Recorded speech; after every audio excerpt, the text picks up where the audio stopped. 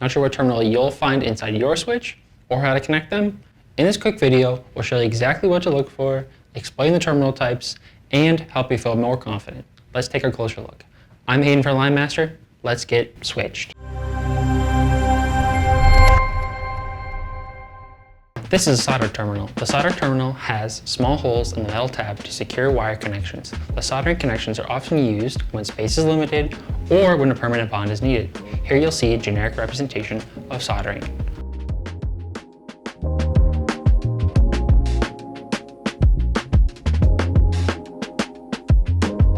When soldering is completed, epoxy is often recommended in most cases to keep the connection secure. This video is intended for general informational purposes only. It does not constitute professional advice or instruction on how to wire your specific foot switch.